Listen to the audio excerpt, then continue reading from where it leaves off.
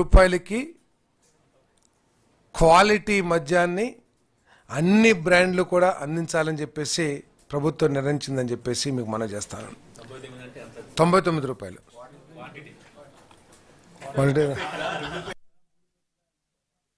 ఇంతకుముందు 120 ఉంది కదా, 90 ml.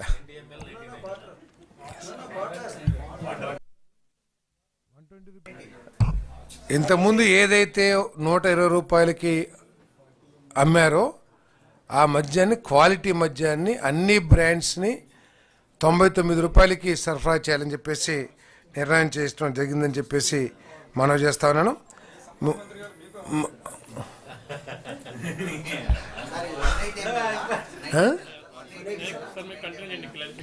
క్లారిఫికేషన్ ఇస్తారు మీకు. తర్వాత ఇంకొక ముఖ్యమైన నిర్ణయం ఏంటంటే గీత కులాలకి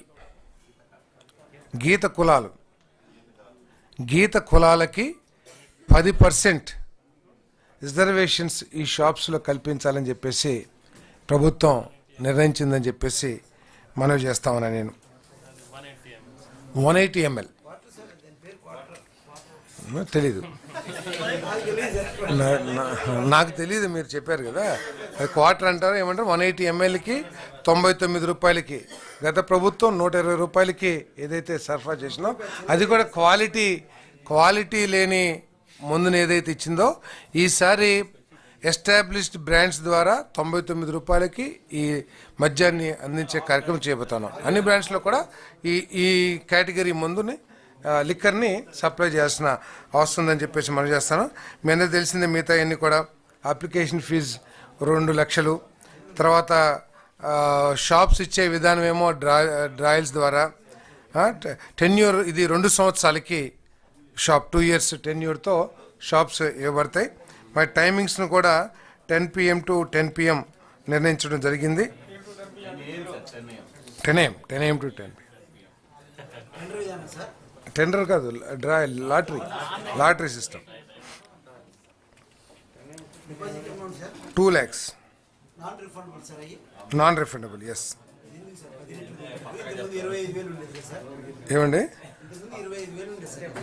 ఏమండి మీరు ప్రజల దగ్గర నుంచి రక్తం పిండుతుంటే మీరేం మాట్లాడేది, కానీ వ్యాపారస్తుల దగ్గర కొంత ఎక్కువ అమౌంట్ తీసుకుంటే బాధపడాల్సిన అవసరం ఉందని చెప్పేసి నేను భావిస్తాను. నేను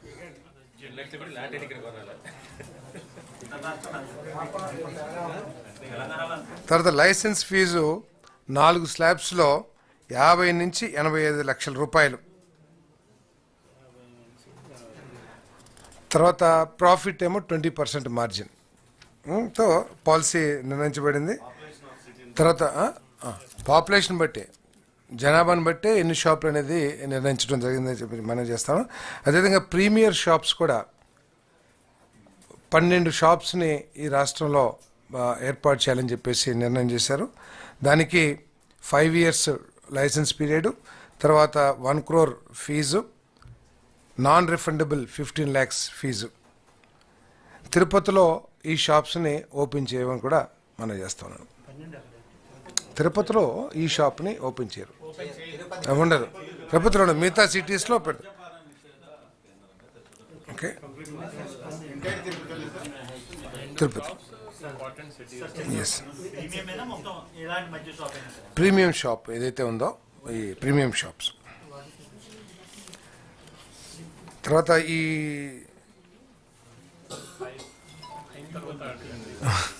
అయిన తర్వాత చెప్తాం. ఓకే, ఇంకేమో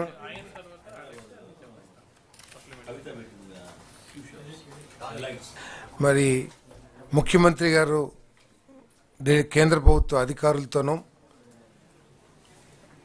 జలవనరుల శాఖ అధికారులతోనూ, మంత్రులతోనూ, అదేవిధంగా CWC అధికారులతో కూడా చర్చించిన మీదట ఏ విధంగా దీన్ని చేయాలి, డయాఫ్రమ్ వాల్ ఏదైతే డ్యామేజ్ అయిందో దానికి 2 విధానాలు, బాక్స్ రిపేర్ ద్వారా ఒకటి, లేదా కొత్త డయాఫ్రమ్ వాల్ కట్టడం ద్వారా ఒకటి. 2 మార్గాల్లో అమెరికా నుంచి, యునైటెడ్ స్టేట్స్ నుంచి, కెనడా నుంచి కేంద్ర ప్రభుత్వం పిలిపించిన నిపుణుల ద్వారా కానివ్వండి, లేదా కేంద్ర ప్రభుత్వం నిర్ణయించిన ధర్మిలా దాన్ని కొత్త డయాఫ్రమ్ వాల్ నిర్మించాలని చెప్పేసి నిర్ణయం తీసుకున్నారు. అదేవిధంగా 12,000 కోట్ల రూపాయలు కేంద్ర ప్రభుత్వం శాంక్షన్ చేసిన విషయం కూడా తెలిసిందే. ఆ నిధులను వినియోగించుకుని 2-2.5 సంవత్సరాల్లో ఈ ప్రాజెక్ట్ని పూర్తి చేయాలని చెప్పేసి కూడా ప్రభుత్వం చిత్తశుద్ధితో ఉందని చెప్పేసి నేను మనవి చేస్తాను. అండి 990 కోట్లు. అదేవిధంగా మరి ఈ అధిక వర్షాల మూలంగా కానివ్వండి, లేకపోతే సాగునీటి గురించి కూడా చర్చ జరిగింది. మరి రిజర్వాయర్స్ అన్నీ కూడా ఫుల్గా ఉన్న విషయం అందరికీ తెలిసిందే. రాబోయే రోజుల్లో కరువు లేకోకుండా ఉండే విధంగా మరి జలవనరుల శాఖ పనిచేయాలని చెప్పేసి కూడా మరి ఆలోచన ముఖ్యమంత్రి గారు ఆదేశాలు ఇవ్వడం జరిగింది. రాయలసీమలో సాగునీటి ప్రాజెక్టుల మీద ప్రత్యేకమైన దృష్టి పెట్టాలని, రాయలసీమలో సాగునీటి సమస్య రాకోకుండా అన్ని చర్యలు తీసుకోవాలని చెప్పేసి ప్రత్యేకంగా ముఖ్యమంత్రి గారు జలవనరుల శాఖ అధికారులకు కూడా మరి ఆదేశించడం జరిగిందని చెప్పేసి మనం చేస్తా ఉన్నాను.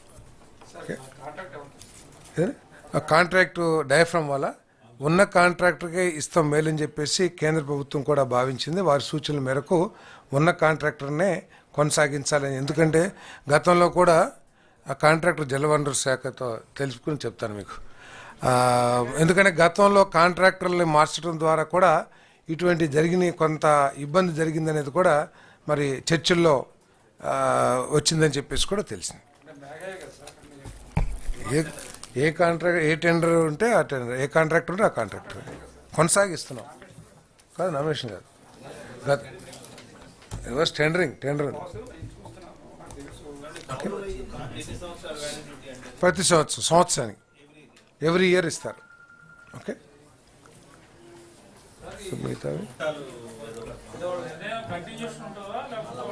ఇక ప్రైవేట్కి ఇచ్చేసిన తర్వాత ప్రభుత్వ ఉద్యోగస్తులు ఏ విధంగా కంటిన్యూ అవుతారో వాళ్ళేం మరి ఆ రోజు ఏ విధంగా ప్రభుత్వం నిర్ణయం చేసిందో దాని గురించి చర్చ లేదు. ప్రైవేట్ పరం అయిపోతుంది కాబట్టి వాళ్ళు ఉండకపోవచ్చు. అదే వాళ్ళనే మళ్ళీ వీళ్ళు ఏమైనా ప్రైవేట్ వాళ్ళు తీసుకుంటే తీసుకోవచ్చు. ఎస్. సో మన దీని గురించి కూడా మన వరదల్లో జరిగిన నష్టం గురించి, వాళ్ళకి అందించే నష్టపరిహారం గురించి కూడా చర్చ జరిగింది. ఆల్రెడీ మీకు ఆ సమాచారం ఉంది కదా, అందుకే. అవును, స్టెమీ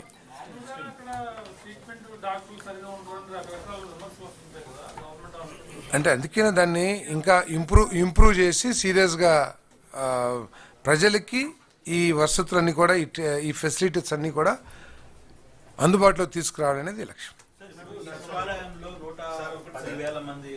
1,10,000 సచివాలయం కదా, వాలంటీర్స్ కదా. అదే వాళ్ళ గురించి డిఫర్ చేశాం. ఏదైతే తీర్మానం ప్రవేశపెట్టారో అంటే కాదు, దాని మీద వద్దని కాదు. వాలంటీర్ వ్యవస్థ, సచివాలయ వ్యవస్థ, గవర్నమెంట్ డిపార్ట్మెంట్స్ ఇంటిగ్రేట్ చేస్తూ ఒక సమగ్రమైన ఒక పాలసీ లాగా కానీ ఒక విధానం కానీ నెక్స్ట్ ప్రవేశపెట్టమన్నారు.